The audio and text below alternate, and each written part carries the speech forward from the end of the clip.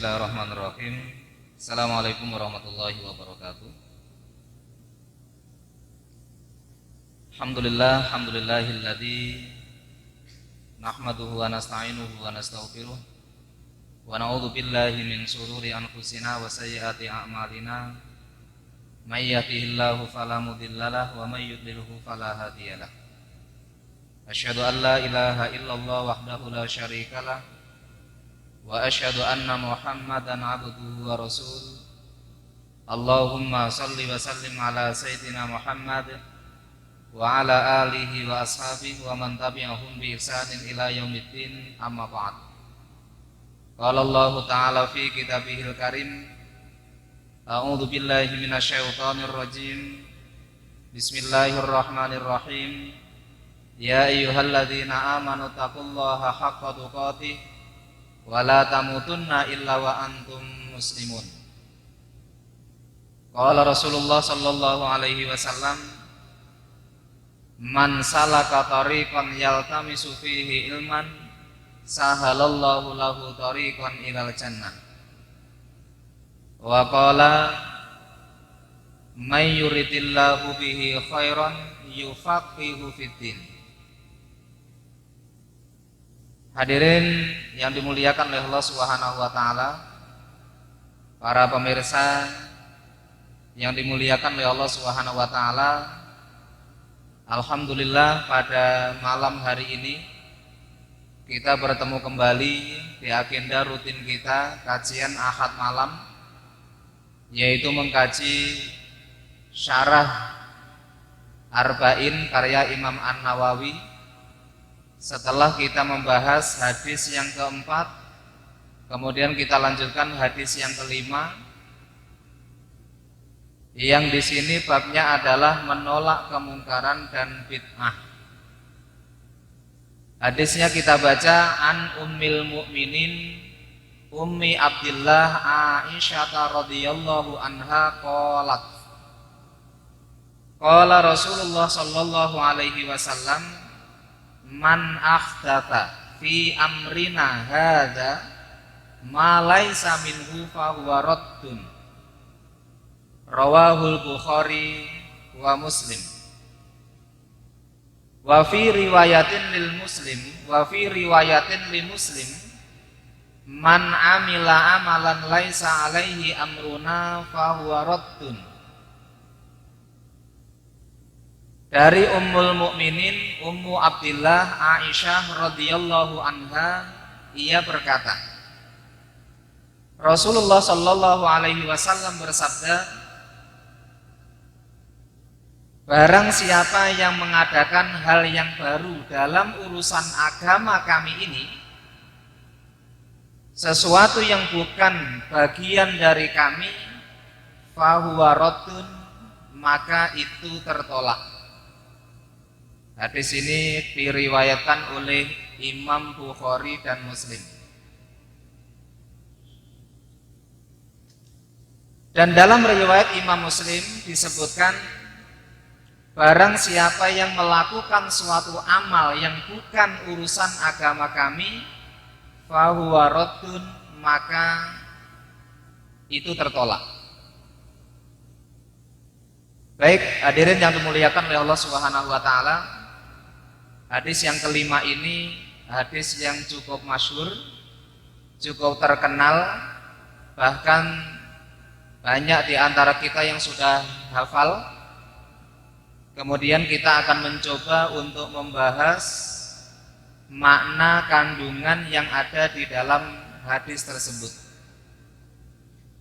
Dua hadis tadi itu substansinya sama, kandungannya sama, meskipun redaksinya berbeda. Yang pertama itu diriwayatkan oleh Bukhari dan Muslim.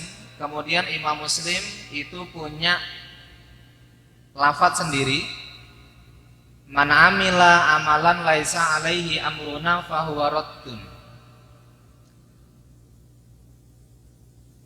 Hadis ini menjelaskan tentang salah satu dasar agama. Memang di dalam kitab Arba'in karya Imam An-Nawawi itu membahas tentang pokok-pokok agama. Kemudian setelah kita membahas hadis pertama, hadis kedua, hadis ketiga, hadis keempat, yang ternyata semuanya itu juga bagian dari dasar-dasar agama. Kemudian yang kelima ini juga masih membahas tentang dasar-dasar agama. Kalau hadis yang pertama kemarin kita membahas tentang urgensi niat, dan ternyata niat ini adalah sesuatu yang sangat penting, dan ini adalah urusan batin, urusan hati, urusan jiwa. Kemudian kalau poin yang atau hadis yang kelima ini, yaitu membahas tentang lahiriahnya, yaitu terkait dengan aplikasi pengamalan yang kelihatan apa yang kita kerjakan.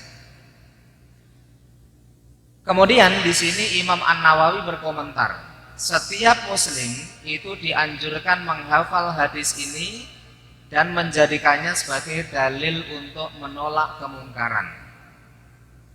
Ini Imam An-Nawawi, pengarang hadis ini, itu ternyata mengharapkan kaum muslimin menghafal karena cukup pendek, baik redaksi yang pertama maupun redaksi yang kedua. Man amala amalan laisa alaihi amruna fahuwa raddun. Ini perlu kita hafal, kemudian perlu kita pahami supaya ini juga menjadi rambu-rambu buat kita semua. Kemudian Imam Ibnu Hajar Al-Haytami, beliau juga berkata, hadis ini menjelaskan salah satu prinsip Islam. Hadis ini juga mengandung topik pembicaraan yang paling luas karena ia menjadi dasar bagi setiap dalil syar'i atau dalil syara'. Baik hadirin yang dimuliakan oleh Allah Subhanahu wa taala, kita akan coba masuk ke kandungan-kandungan yang ada di dalam hadis ini. Di sini ketepatan sang penulis atau sang pensyarah itu mencatat ada beberapa poin yang bisa kita ambil hikmah, yang bisa kita pelajari. Meskipun hadisnya pendek, meskipun hadisnya singkat, tapi ternyata cukup banyak kandungan-kandungan yang bisa kita pelajari. Yang pertama adalah terkait dengan ajaran Islam dipraktekkan dengan mengikuti. Jadi ajaran syariat agama Islam itu dilakukan dengan prinsip mengikuti. Kalau bahasa teks Arabnya adalah ittiba, mengikuti. Bukan atau kita tidak diberikan beban untuk ngarang sendiri, ya, untuk mikir sendiri, kemudian kita harus ngarang sini, ngarang situ, kemudian baru kita kerjakan. Tinggal ittiba kepada Rasulullah Sallallahu Alaihi Wasallam, ittiba kepada hukum-hukum yang sudah jelas disampaikan oleh Rasulullah Sallallahu Alaihi Wasallam. Ini sesuai dengan apa yang disampaikan oleh Allah Subhanahu Wa Taala di dalam surah Ali Imran ayat 31 itu. Ini juga termasuk ayat yang cukup populer. Qul a'udzu billahi minasyaitonir rajim, qul in kuntum tuhibbunallaha fattabi'uni yuhibbukumullah wa yaghfir lakum dzunubakum. Allah Subhanahu wa taala perintahkan kepada Rasulullah dengan kata-kata qul, hei Muhammad, sampaikan kepada umatmu. Sampaikan kepada umatmu, in kuntum tuhibbunallah, jika kalian cinta kepada Allah Subhanahu wa taala, fattabi'uni, ikuti saya, kata Nabi.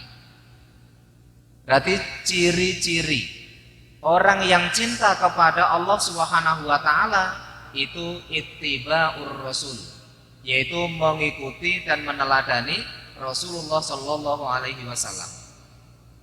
Dalam hal apa? Dalam banyak hal. Apalagi di dalam surah Al-Ahzab Allah Subhanahu wa taala menyatakan bahwa Rasulullah sallallahu alaihi wasallam itu adalah teladan yang sempurna. Laqad kana lakum fi Rasulillahi uswatun hasanah. Ini kalau menurut kaidah bahasa Arab, Ustaz ya, uswatun hasanah ini tanpa adanya lam ta'rif, nggak ada alnya tapi tanwin. Bukan al uswatul hasanah tapi uswatun hasanah. Dalam kaidah bahasa Arab itu satu ada alnya, satu tidak ada alnya, itu ternyata maknanya sudah berbeda. Kalau ada alnya itu sesuatu yang sudah jelas. Ya, sesuatu yang sudah jelas. Misalnya al-masjidu, masjid itu, masjid yang mana? Ya itu. Itu yang mana itu? Sudah jelas. Beda dengan masjidun.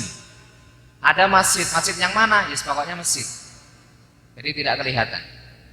Kalau di sini Allah Subhanahu wa taala menggunakan kalimat uswatun hasanah tanpa adanya al, ini setidaknya memiliki dua makna. Yang pertama adalah uswatun hasanah dalam semua hal, tidak dibatasi dalam urusan ibadah mahdhah saja, tapi dalam urusan apa saja ini sifatnya umum. Rasulullah Shallallahu Alaihi Wasallam itu teladan terbaik yang bisa kita teladani dalam urusan syariah. Memang sebuah kewajiban meneladani Rasulullah sebagai kepala rumah tangga. Rasulullah sudah memberikan teladan terbaiknya. Menjadi seorang panglima perang, Rasulullah pun juga sudah memberikan teladan yang sempurna. Sebagai seorang entrepreneur, Rasul pun sudah memberikan keteladanan yang sempurna. Sebagai seorang rakyat biasa sekalipun, Nabi pun juga sudah memberikan teladan. Artinya uswatun hasanah itu adalah teladan secara umum. Kemudian makna yang kedua, uswatun hasanah itu menunjukkan keteladanan yang sempurna. Makanya tidak hanya comot satu poin saja, tapi dalam hal apapun Rasulullah Shallallahu Alaihi Wasallam itu adalah sosok yang bisa diteladani. Makanya kita nggak perlu bangga kepada orang-orang hebat, apalagi itu adalah orang-orang barat yang non-muslim. Nabi saja itu ternyata sudah sempurna. Maka nanti ada buku-buku yang membahas tentang sosok Nabi Sallallahu Alaihi Wasallam.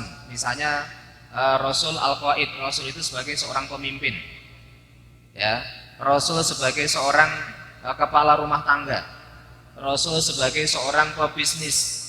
Itu masing-masing bukunya ada. Apalagi Rasul sebagai seorang panglima perang, itu yang ngarang itu adalah seorang jenderal. Itu keren banget kalau kita punya bukunya. Kita perlu buku-buku seperti itu supaya kita bisa meneladani Rasulullah Shallallahu Alaihi Wasallam dalam semua hal. Nah, kemudian kalau Rasulullah Shallallahu Alaihi Wasallam itu adalah teladan terbaik, maka surah Ali Imran tadi itu sangat tepat.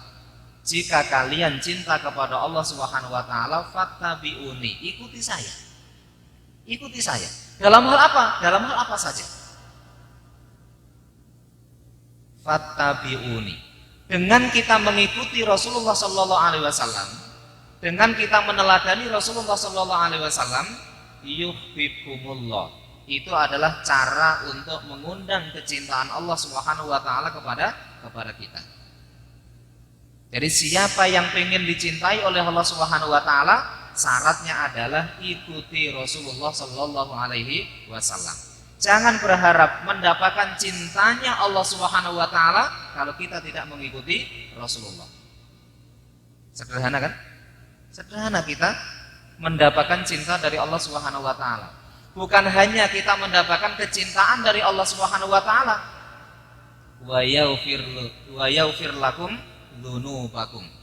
Dan Allah Subhanahu wa taala akan mengampuni atas dosa-dosa yang pernah kita kerjakan. Padahal kalau kita harus nengok diri sendiri, betapa banyak dosa yang pernah kita lakukan. Dan kita semua tahu, setiap dosa yang kita lakukan konsekuensinya adalah neraka. Ya, jangan sampai kita meninggal dunia sementara kita banyak dosa dan kita belum memohon ampun kepada Allah Subhanahu wa taala. Maka salah satu resep untuk mendapatkan ampunan dari Allah Subhanahu wa taala dengan cara ittiba'ur rasul, yaitu mengikuti Rasulullah sallallahu alaihi wasallam. Nah, kemudian kenapa kita menjadikan Rasulullah sallallahu alaihi wasallam itu sebagai pihak yang diikuti?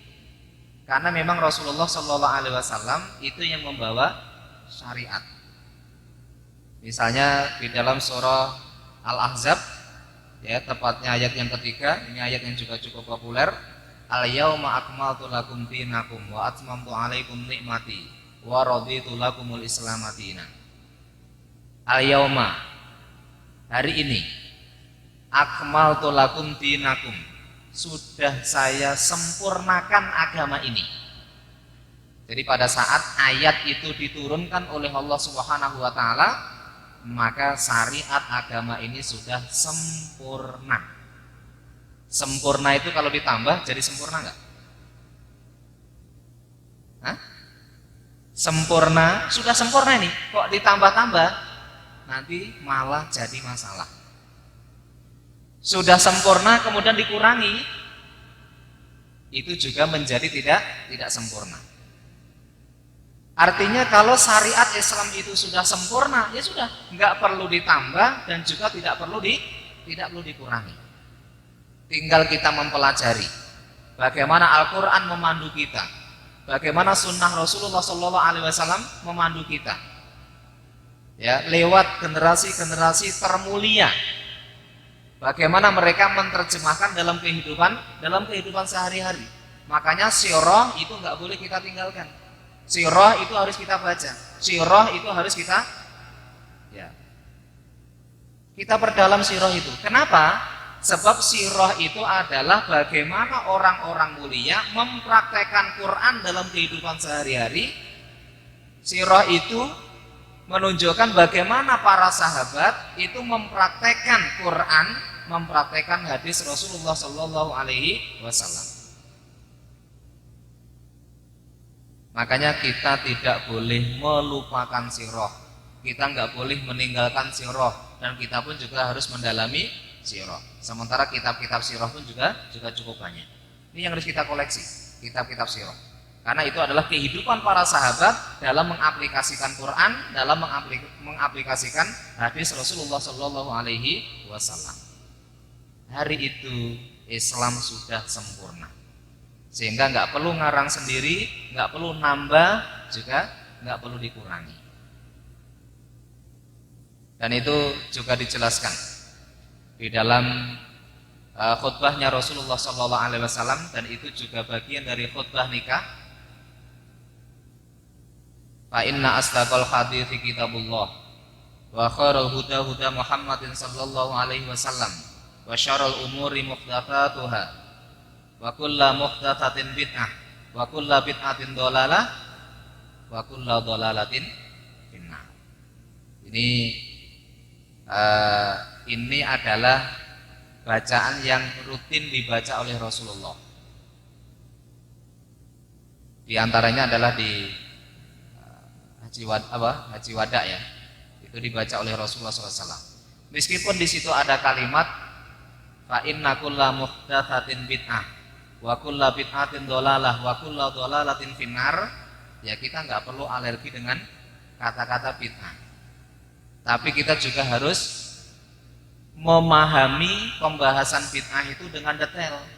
Satu sisi kita nggak boleh alergi dengan istilah bid'ah, di sisi yang lain kita juga tidak boleh menggampangkan untuk menilai sesuatu itu bagian dari bid'ah. Itu panjang ketika kita menyebut sesuatu itu bid'ah atau tidak. Itu yang pertama, kandungan yang ada di dalam hadis yang kelima. Kemudian yang kedua, yaitu amal-amal yang tertolak. Ini hati-hati. Bukankah kita ini sadar bahwa hidup kita ini tujuannya adalah untuk beribadah kepada Allah Subhanahu wa taala. Wa ma khalaqtul jinna wal insa illa liya'budun. Tidaklah aku ciptakan jin dan manusia kecuali supaya mereka menyembahku. Ini kita sudah menyadari kalau tujuan kita adalah ibadah. Kemudian ketika kita beribadah, ketika kita menjalankan aktivitas ibadah, tentu kita semua berharap ibadah yang kita kerjakan itu diterima oleh Allah Subhanahu wa taala. Kira-kira gimana? Kalau kita ini udah ibadah, nguras tenaga, nguras waktu, kita capek, uyuh, kemudian ternyata ibadah itu tidak diterima oleh Allah. Makanya kandungan yang kedua dari pembahasan ini itu adalah amal-amal yang tertolak.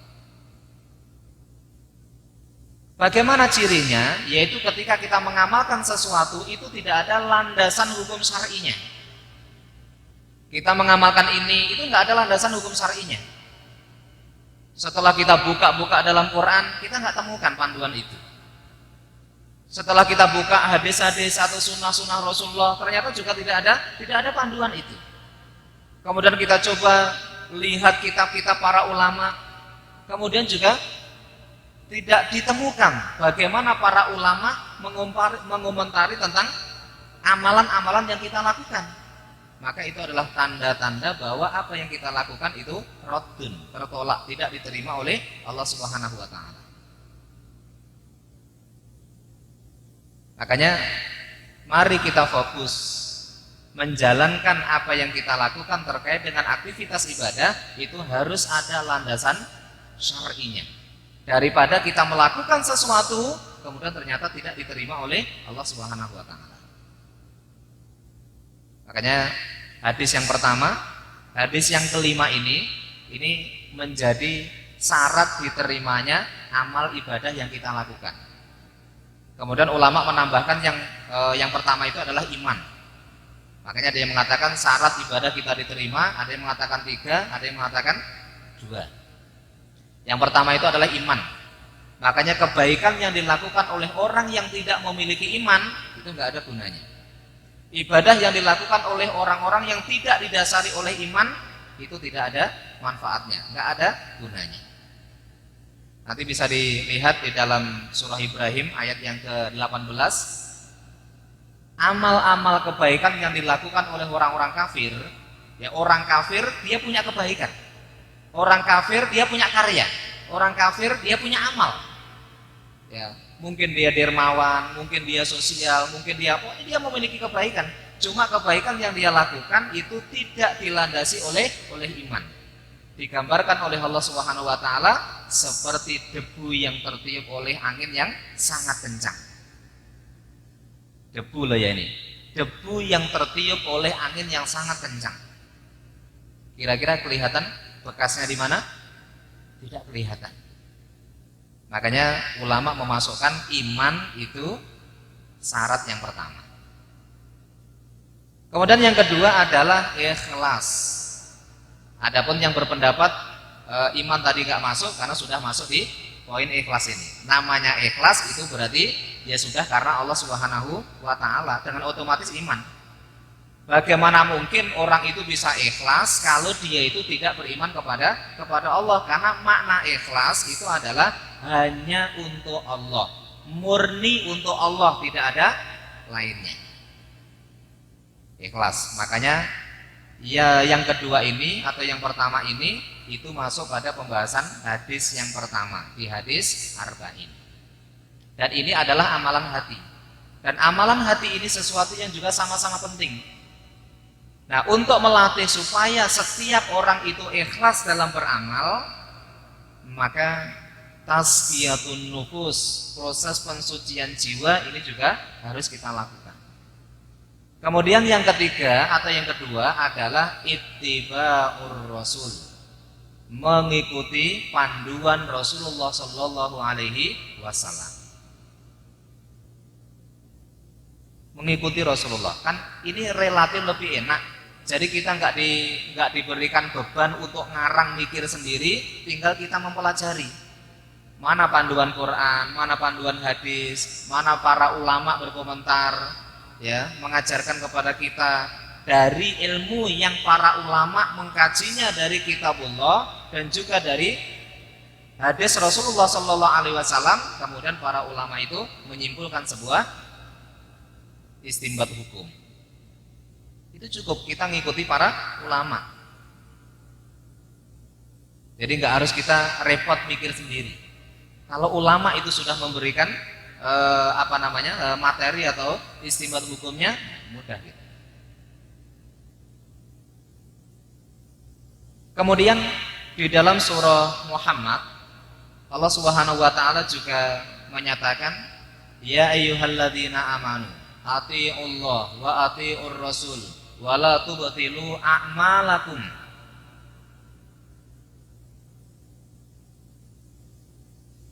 Allah Subhanahu wa taala mengawali dengan kalimat panggilan, seruan.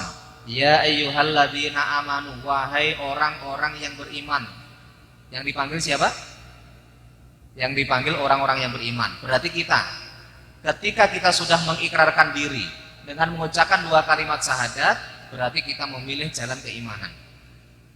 Berarti ketika ayat itu diturunkan, ya ayyuhalladzina amanu, kita harus merasakan bahwa ayat itu diturunkan oleh Allah kepada kita, bukan kepada yang lain. Sehingga kita tidak sibuk ngurus orang lain, tapi sibuk untuk diri sendiri, karena ayat itu diturunkan untuk kita. Ya ayyuhalladzina amanu, wahai orang-orang yang beriman, atiullah, taatlah kalian kepada Allah Subhanahu wa taala, wa atiur rasul, dan taatlah kalian kepada Rasul, wala tubtilu a'malakum, dan jangan kalian membatalkan amal-amal yang sudah kalian lakukan. Apa maksudnya? Wala tubtilu a'malakum. Itu artinya apa?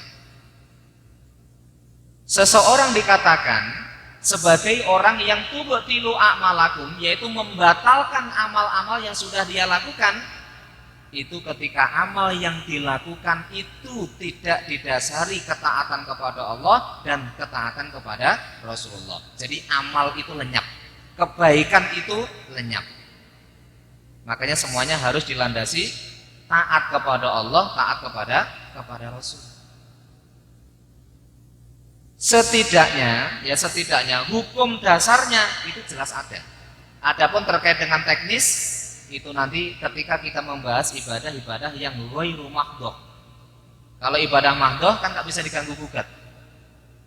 Sholat 1 hari 1 malam itu 5 kali, ya, zuhur sekian rakaat, asar sekian rakaat, subuh sekian rakaat.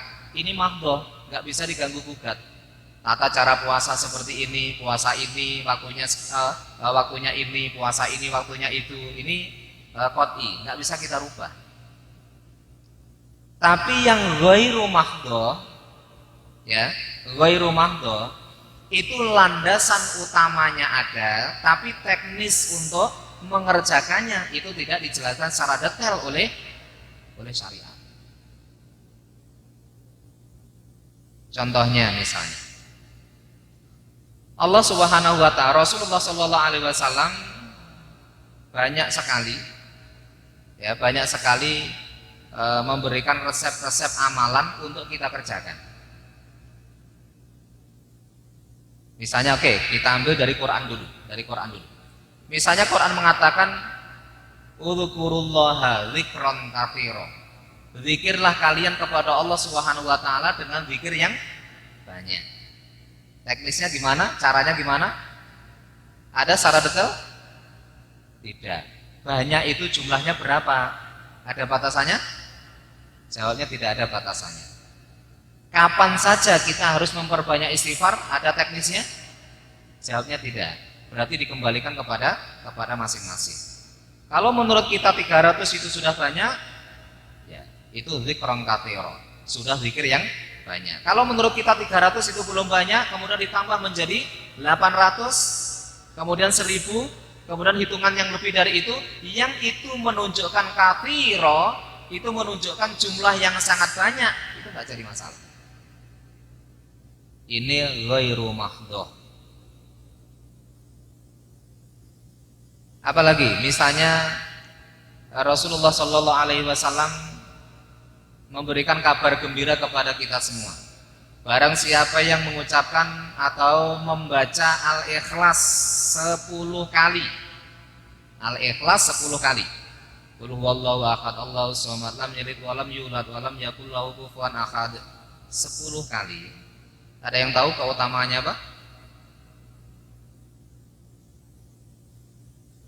Dibangunkan istana di surga. Pengen nggak istana di surga? Di surga loh ini. Nggak ada DP ya, DP-nya bacaan tadi gitu ya.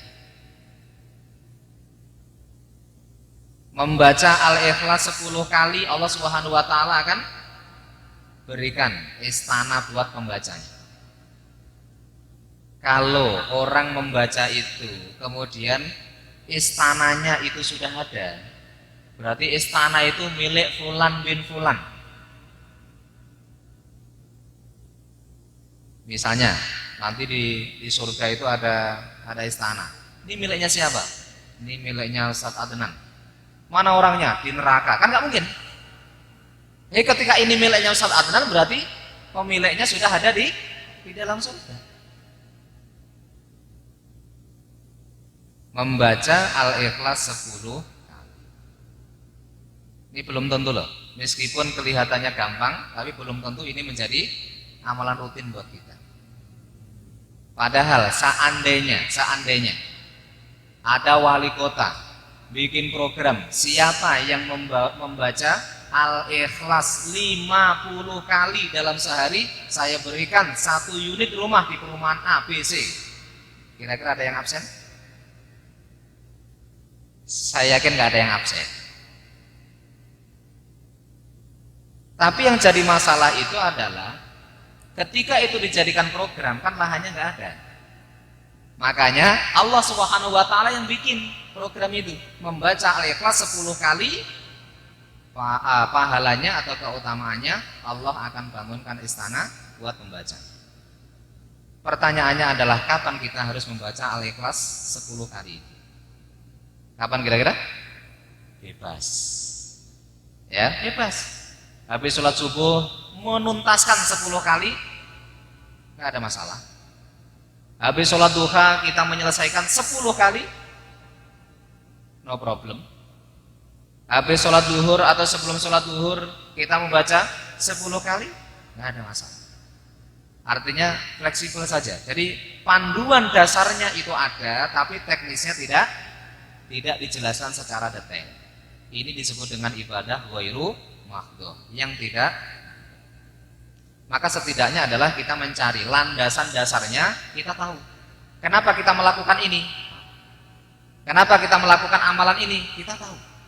Jangan sampai kita melakukan sesuatu kita nggak tahu landasannya. Kenapa ya saya kok melakukan ini? Kenapa kok saya kok puasa ini? Kenapa ya saya kok sholat ini? Padahal kita nggak tahu. Ya, kenapa? Karena Allah Subhanahu wa taala pun juga sudah mewanti-wanti. Wala taqfu ma laisa laka bihi ilmun. Innas sam'a wal basar wal fu'ad kullu ulaika kana anhu mas'ula. Jangan kamu mengatakan atau melakukan sesuatu yang kamu nggak punya ilmunya. Melakukan ini kita nggak tahu. Kenapa kok kamu begitu? Nggak tahu ya. Nah jangan, jangan. Pastikan dulu. Itu ada landasan hukumnya. Kemudian nanti baru kita kerjakan. Itu akan jauh lebih aman. Kenapa? Sebab juga ada orang-orang yang melakukan sebuah ibadah, bahkan ibadahnya jauh lebih luar biasa. Apalagi kalau orang Jawa ya, dengan kejawennya, puasa itu baik apa enggak? Baik. Tapi ada yang namanya puasa 7 hari 7 malam, puasa pati geni, ada nggak? Nah kalau orang Jawa ada, nggak tahu sekarang masih ada apa enggak. Puasa ngerowot ya, gimana caranya? Saya nggak begitu ngerti. Ada gitu ya. Puasa mutih, nah kalau mutih ini ada ayyamul bid, bid itu artinya putih, ya kan? Nah ayyamul bid, ayyam itu artinya hari. Kenapa dia nggak putih ya? Karena pas bulan-bulan mendekati purnama, cerah. Itu sunnah. Besok ya bahasa ayam putih. Atau Selasa. Selasa, Rabu, Kamis. Itu jadwalnya ayam putih. Nah ini puasa. Yang landasan syar'inya ada, kalau dikerjakan nanti dengan niat yang ikhlas, dengan niat lillahi ta'ala, itu yang makbul, itu yang diterima oleh Allah Subhanahu wa ta'ala. Ini kita pahami dulu yang sederhana. Jadi amal-amal yang ditolak itu indikatornya, itu rumusnya. Jadi yang tidak ada panduan dari Quran, dari hadis, dari para ulama, itu dihindari. Kita belum bahas bid'ah ya, belum bahas bid'ah. Kemudian hikmah yang ketiga atau kandungan yang ketiga, yaitu amalan-amalan yang diterima oleh Allah Subhanahu wa taala. Amalan-amalan yang diterima oleh Allah Subhanahu wa taala, prinsip utamanya ya tadi, syarat-syarat amal diterima oleh Allah sudah kita bahas. Di antaranya adalah ittiba'ur rasul, mengikuti Rasulullah sallallahu alaihi wasallam. Ini kira-kira Rasul mencontohkan apa enggak ya? Kalau Rasul mencontohkan, ayo kita fastabiqul khairat, kita berlomba-lomba. Enggak usah nunggu yang lain. Yang jelas ini ada, saya lakukan.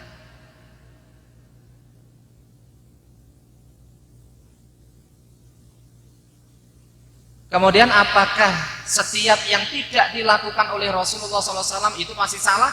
Tidak. Karena Rasulullah SAW juga mengingatkan dalam sebuah hadis itu, gimana itu? Wajib atas kalian. Alaikum bisunnati wa sunnatil khulafair rasyidin al-mahdiyyin. Kata Rasulullah, wajib atas kalian memegang sunnahku dan juga sunnahnya khulafaur rasyidin al-mahdiyyin. Jadi Nabi memerintahkan untuk memegang teguh sunnahnya Rasul dan sunnahnya khulafaur rasyidin. Khulafaur rasyidin itu adalah khalifah-khalifah setelah Rasulullah SAW. Boleh jadi pada masa Rasulullah SAW nggak ada, tapi ternyata itu dilakukan oleh generasi-generasi khalifah yang keempat itu. Itu nggak salah.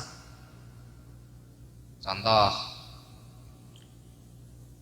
kita megang mushaf, kita membaca Quran pakai mushaf atau membukukan Quran.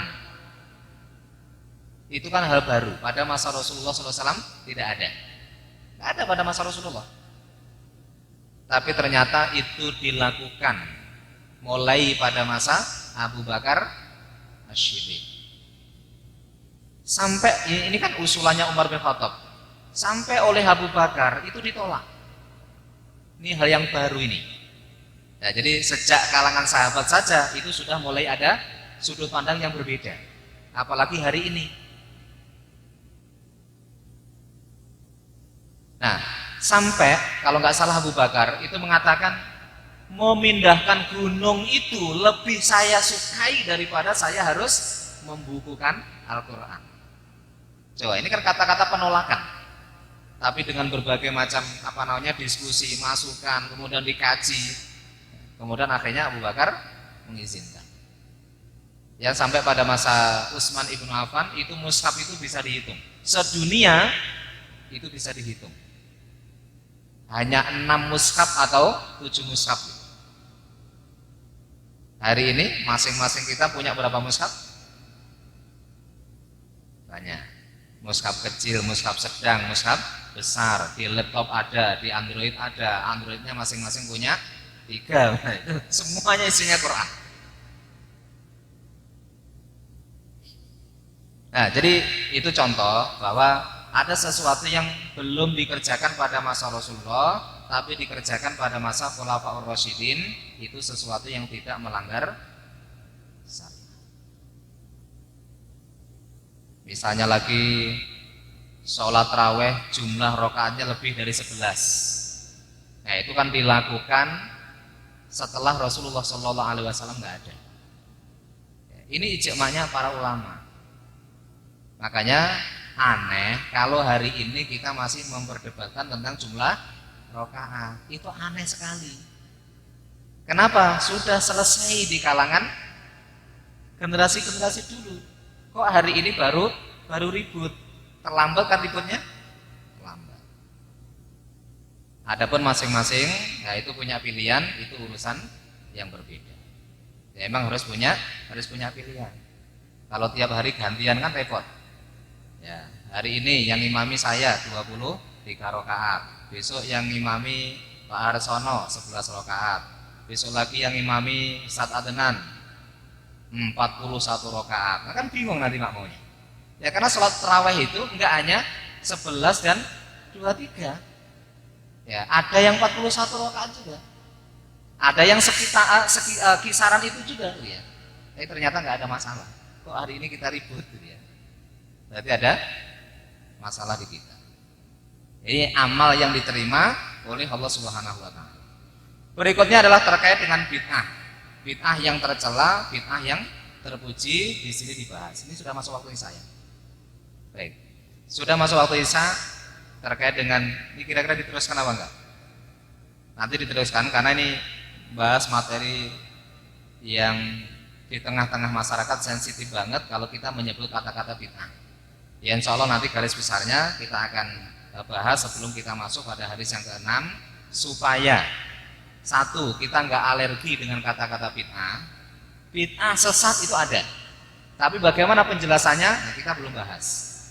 Yang kedua, supaya kita juga tidak gampang-gampang menganggap sesuatu itu bid'ah.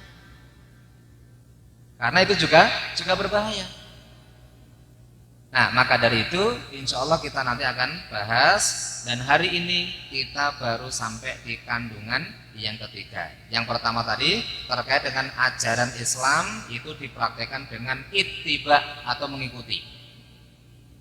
Yang kedua adalah ciri-ciri amal yang ditolak. Makanya kita harus banyak merenung ini. Saya melakukan ini kira-kira termasuk yang diterima atau enggak. Kemudian kita harus sesuaikan syarat amal diterima itu seperti apa, syarat atau tanda amal ditolak itu seperti apa. Jangan sampai kita sudah capek beramal kemudian ternyata tidak diterima oleh Allah Subhanahu wa taala. Baik, sudah masuk Isya. Mungkin ini yang bisa kita kaji pada kesempatan malam hari ini. Semoga ada manfaatnya. Sebelum ditutup, kalau ada yang ditanyakan? Tidak ada?